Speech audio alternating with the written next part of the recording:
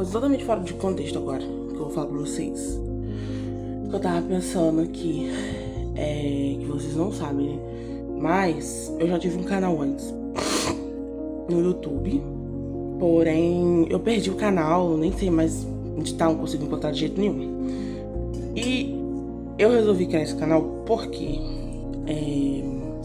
fazem 3 meses que o meu pai faleceu, né?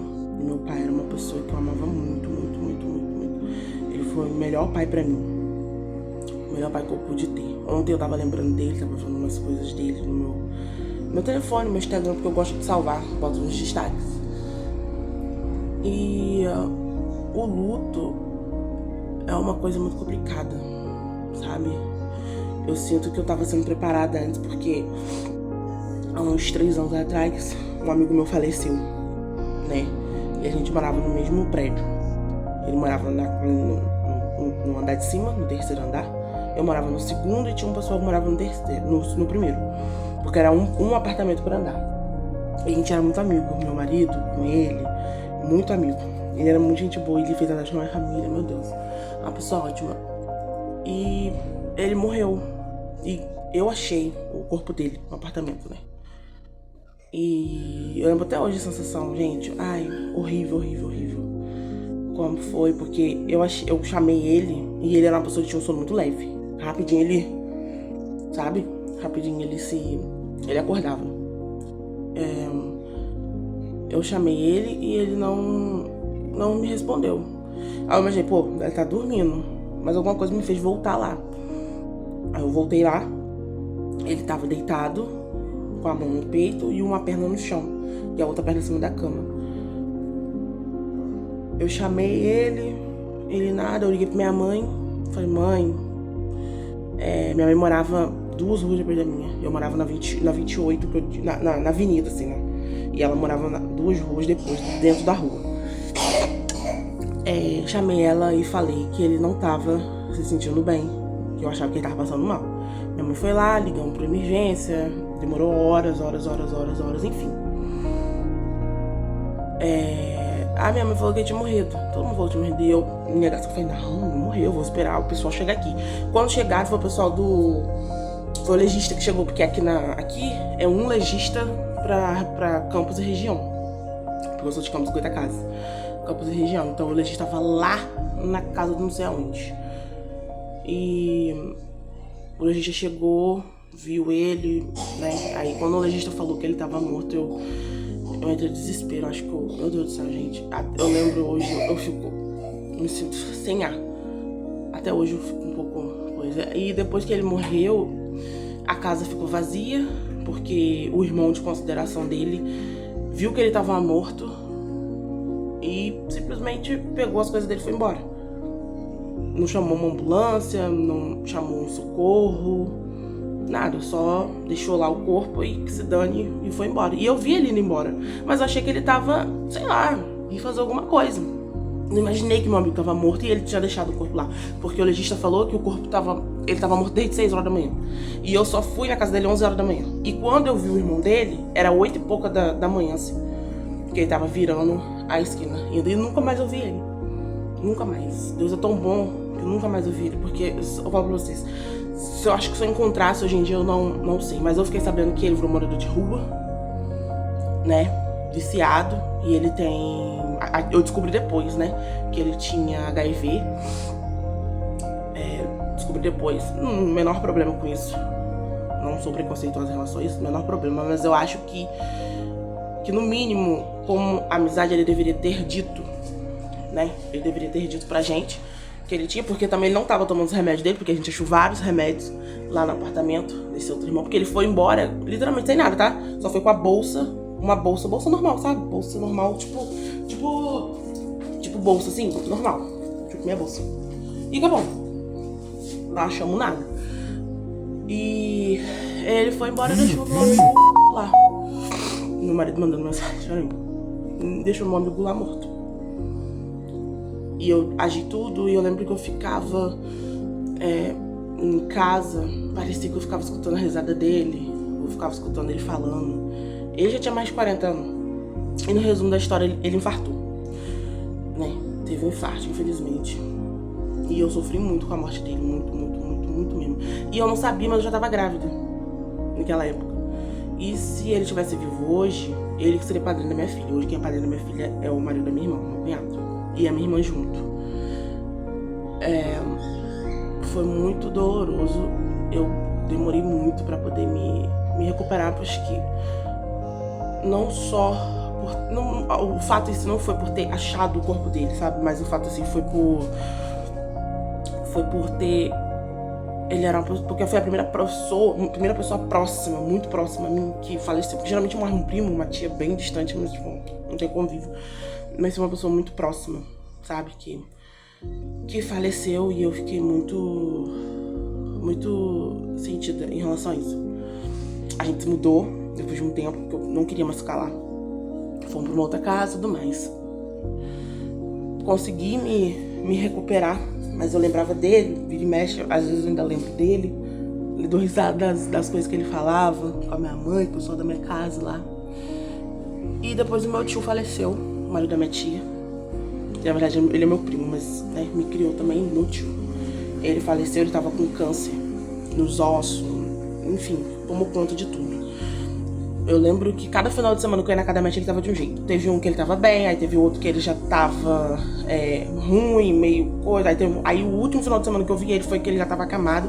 Ele não tava nem falando mais. Só pra vocês terem uma ideia, o braço dele quebrou e não tinha o que fazer. Tipo, não tinha como pôr de volta no lugar, não tinha como botar gesso, não tinha nada. Por causa do câncer, e ele sentia muita dor. E ele morreu. E eu fiquei muito triste porque ele me criou. Era porque na casa da minha mãe um quintal com 4 casas, sabe? E ele morreu.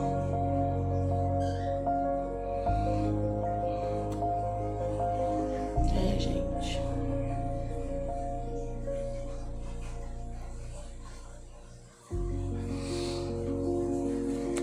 Tive que cortar o vídeo. Perdão. E a gente fez me ligaram, falaram comigo que ele tinha morrido, né? Fizemos o velório dele, mas eu tava com tanta raiva no velório dele por situações que não vou citar aqui porque não vem o caso do velório, o jeito que foi. E eu não fui no enterro, eu vim embora pra casa, mas eu lembro que eu fiquei tão mal, eu demorei muito pra poder me recuperar. E eu sinto que parece que essas duas... Parece que essas duas mortes que teve, parece que era pra poder me preparar, sabe? Pra eu poder me preparar pro pior.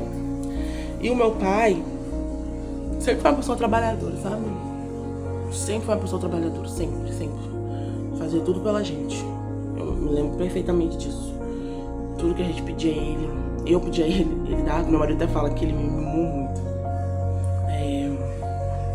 Tudo que a gente pedia, eu pedia principalmente, ele dava. Só que, infelizmente, gente, o alcoolismo é uma coisa muito complicada. Muito complicada. Principalmente quando o alcoólatra acha que ele não é alcoólatra e não quer se ajudar, sabe? Ele parou de beber por um tempo, deu uma melhorada, aí depois as pernas começaram a inchar. E ele tava com cirrose, tava com... no laudo, não deu morte inconclusiva, sabe? Da morte do meu pai. Não sabe o que de fato foi que sabe que matou ele. Mas ele tava com cirrose hepática. Tava com hipertensão também, se eu não me engano. Tava com várias coisas que tá no laudo dele. Que no caso, certidão de óbito, né? Várias situações. E a última vez que eu vi ele pessoalmente foi no carnaval, antes de ir pra praia. Foi num sábado de carnaval. Eu vi ele. Eu fui na casa da minha mãe pra buscar minha irmã mais nova pra ir pra praia com a gente. Comigo, com o marido da minha filha, a gente foi. Fomos pra praia. Aí quando eu voltei da praia, eu deixei minha irmã em casa, vi ele também. Foi a última vez que eu vi ele. Aí passou o papo de uma semana, aí ele foi para o hospital. Me falou que ele tava muito ruim, mas ele já ia receber alta. E eu lembro que eu tava aqui nessa cozinha. Eu tava fazendo comida. E eu tava muito mal. E eu pedi a Deus, eu orei e falei, Senhor, se for da sua vontade, que ou o Senhor dá a cura a ele, o Senhor ajude ele a achar o caminho, ou que o Senhor leve. E passou mais uma semana, Eu tava aqui em casa, tava dando junto com minha filha. E meu marido chegou. E eu perguntei o que tinha acontecido, porque ele tava com a cara esquisita, né? Aí ele veio, pegou, me chamou, me abraçou. Eu falei, foi o quê? Aí ele falou, ó, fica calma. Seu pai faleceu. Foi o que ele falou pra mim. Na hora, gente, eu nem sei explicar pra vocês. Meu mundo caiu real.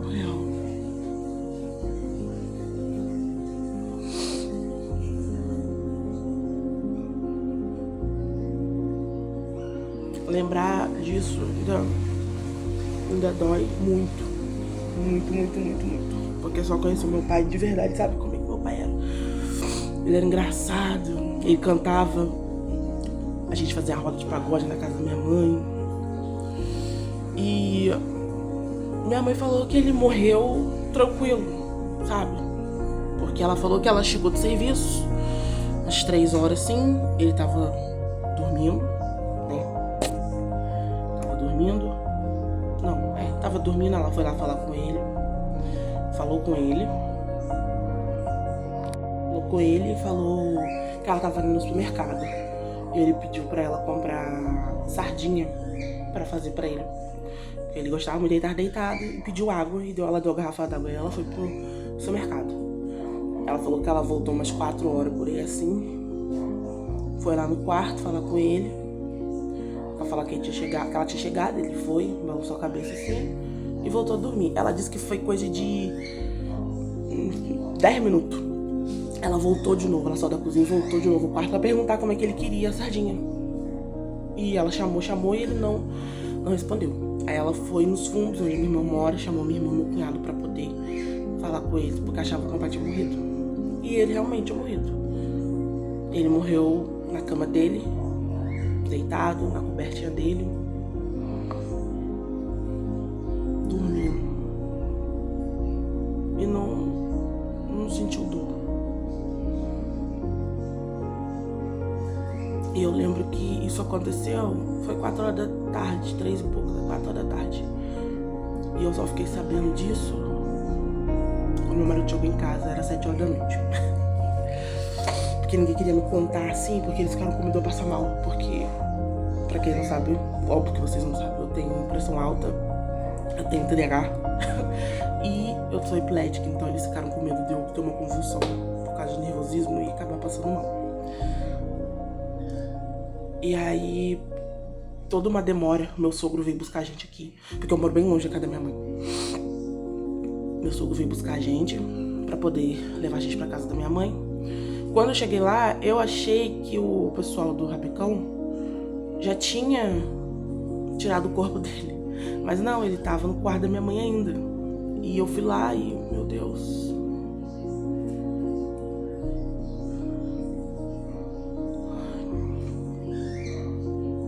Foi muito desesperador ver ele lá, deitadinho.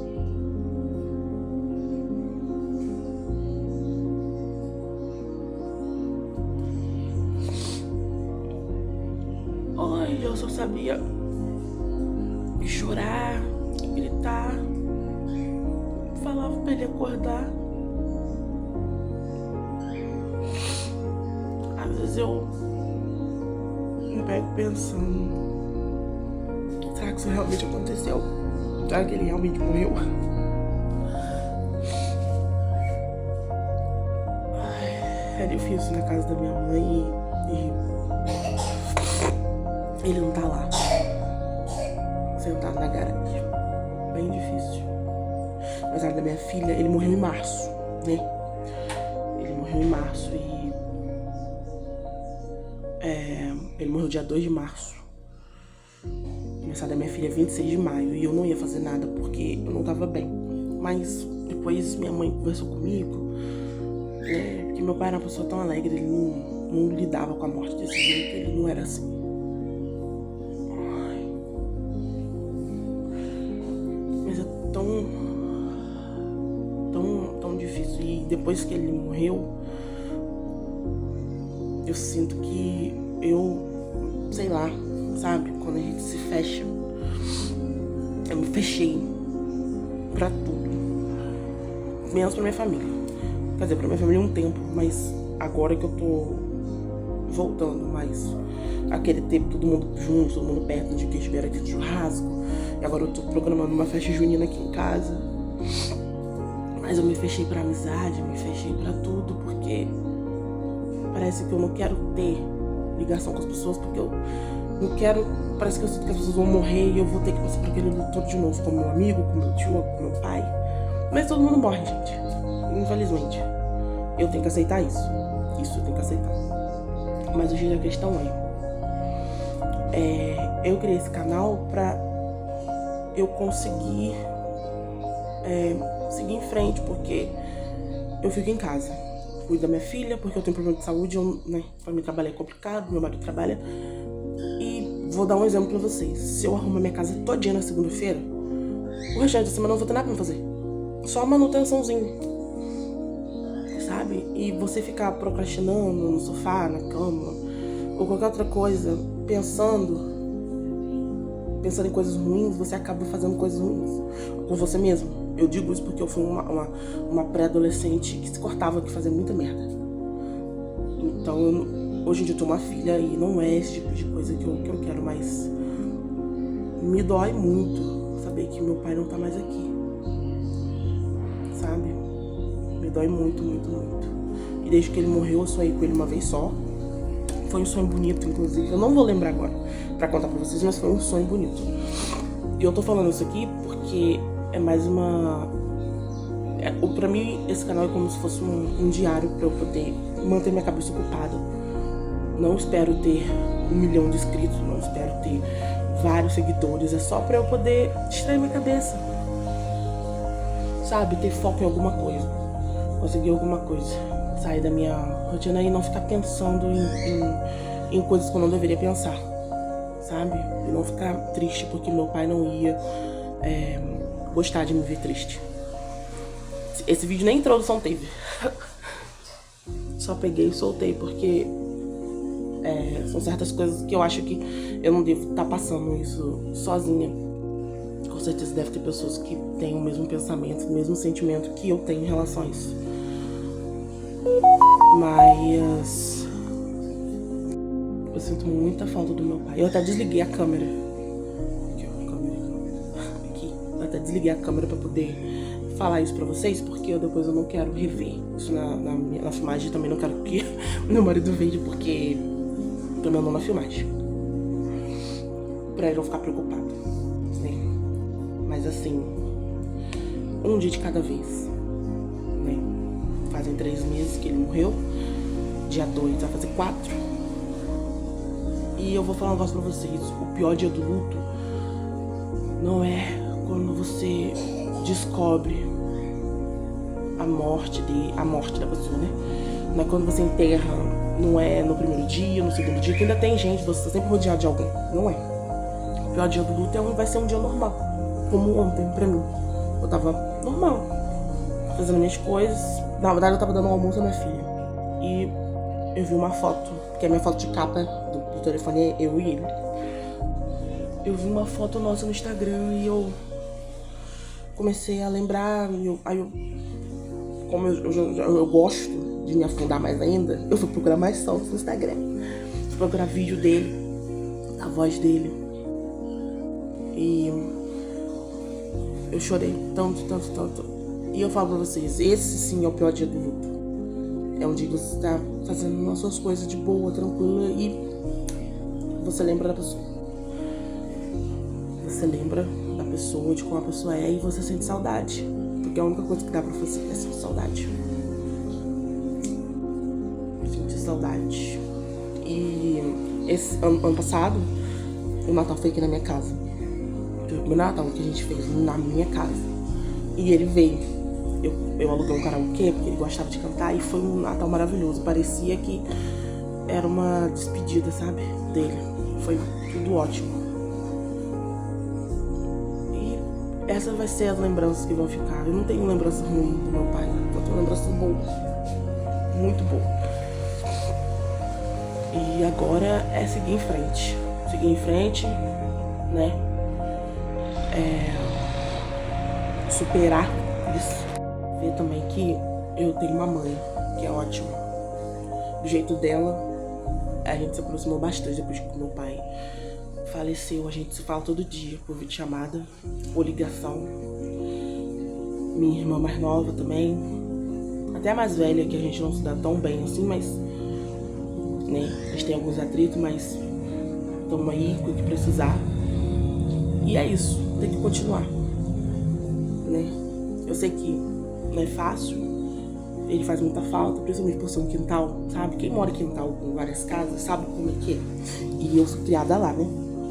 Esse quintal com 4 casas. E todo mundo junto. Então qualquer uma daquelas pessoas do quintal, que aconteceu qualquer coisa com aquelas pessoas, eu vou me sentir desse jeito. Primeiro foi meu tio, depois foi meu pai, né? E é isso, gente.